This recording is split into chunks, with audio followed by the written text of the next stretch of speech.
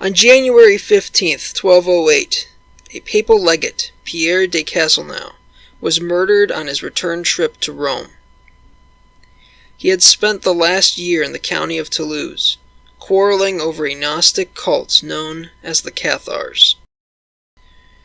The Count of Toulouse, Raymond VI, had been accused of being sympathetic to the Cathar movement. He had been chastised by the Pope's diplomat and accused of organizing the legate's assassination. In response to the death of de Castelnau, Raymond was excommunicated by the Pope, Innocent III, who then declared for a crusade in southern France. The crusade against the Cathars is not one that is often depicted in our modern ethos of the Crusades. Usually, when thinking of the Crusades, we tend to think of the Christians and the Muslims going to war in the Middle East. However, Crusades have been called on other groups throughout history as well. One example of this would be the pagans of the Baltic regions, who were fought against in the Northern Crusades. And of course, here with the Cathars, a Gnostic cult that very few people have much knowledge of. Gnosticism isn't really one specific religion. Gnostic groups split away from early Christianity, and many of them would go on to vary wildly. They are also extremely unrecognizable to Orthodox Christians in their beliefs and practices. These mysterious groups are certainly fascinating because of the few sources that we have on their beliefs and histories. Since the beginning, many of these groups have gone underground as Christianity, the dominant strain of it, would go on to combat these breakaway groups and cults.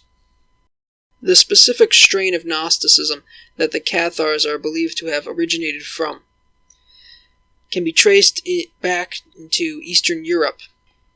The Paulicians, a group from the Byzantine Empire, and the Bogomils, a cult founded in Bulgaria by the priest of the same name in the 10th century. These groups are believed to have influenced the Cathars in their belief system.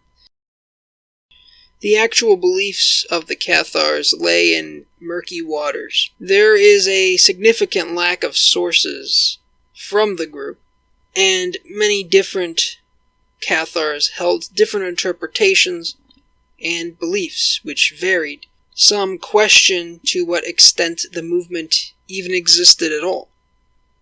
We do have some of their holy texts, or texts that influenced them, such as the Bogomil Gospel of the Secret Supper and the Book of Two Principles. The Cathars called themselves the Good Christians. Their beliefs are very different from most Christians, however.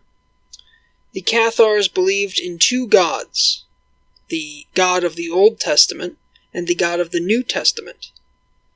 The God of the Old Testament was believed to be Satan himself, and the creator of the material world, while the God of the New Testament, the good God, was the creator of the spiritual world. Ultimately, the goal for man was to ascend from the material world, which was inherently evil, and their spirit, which was inherently good, would, ideally, restore its communion with God once all material vices were rejected. Among their many practices was fasting and the rejection of meat, as well as abstinence from sexual intercourse. Many did not believe in having children and were against procreation. Some were for sexual intercourse, but as long as procreation was not the goal. They also believed in reincarnation, and that they would continue to be reincarnated until they were perfect and could ascend from the material world.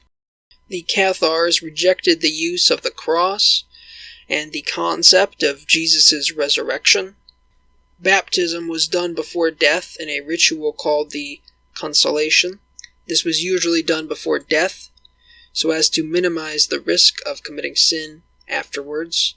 This was a common practice for normal Christian baptisms throughout the Middle Ages as well. Women had a heightened role in the Cathar movement. Men and women could be reincarnated as the other.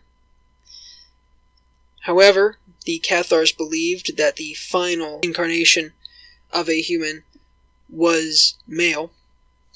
There was a heightened importance on the figure Mary Magdalene. By the 12th century, heretical groups began to challenge the Catholic Church. These groups spread throughout Europe. An example of these would be the Waldensians, who are often considered to be the precursor to the Protestant Reformation. The Cathars would fall into these heretical groups challenging the authority of the Catholic Church, however, are very rarely compared to the Protestant Reformation. Pope Innocent III was determined to combat heretics, all of these groups that were rising up in Europe, and attempted to get King Philip II of France to intervene with the Cathars in southern France. However, the Kingdom of France was locked in a conflict with England. The county of Toulouse was effectively independent.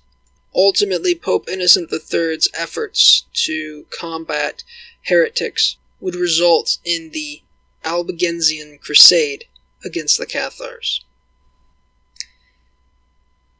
After the death of his legate, Pope Innocent III excommunicated Raymond VI and called for a crusade against the county of Toulouse. Not only did France hold nominal claims over the region, but so did the Kingdom of Aragon. On July 22, 1209, the city of Béziers was sacked by the Crusaders.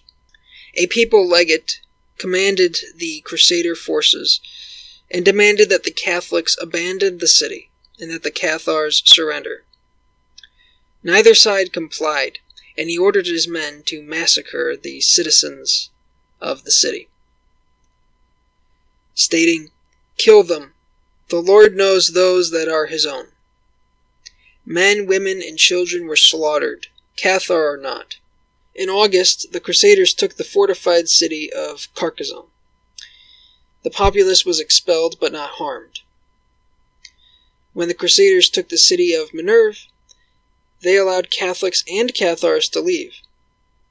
The perfect Cathars were ordered to renounce their beliefs. However, only 3 complied, leaving the other 140 to be killed by burning. The King of Aragon, Peter II, became involved due to his alliance with Raymond VI and his claims over Toulouse. He aided the Cathars in the Crusade, leading to threats of excommunication. At the Battle of Muret in September 1213, Peter II was killed on the field. Despite being heavily outnumbered, the Crusaders defeated the rebel force. However, the tide of the war changed significantly when in 1216, Pope Innocent III died suddenly. Count Raymond and his son were able to regain control over much of Toulouse.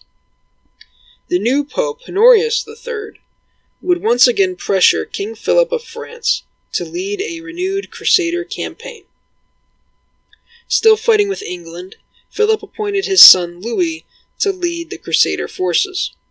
In 1219, the city of Marmande was captured by the Crusader army, and its citizens were massacred. After suffering a disastrous setback in the failed siege of Toulouse, the Crusaders lost many lands to the Cathars. In 1222, Raymond VI died and was succeeded by his son, Raymond VII. In the following years, the Crusaders were drastically defeated by Toulouse's forces. As a result of the continued rebellion, Count Raymond VII was excommunicated by the Pope.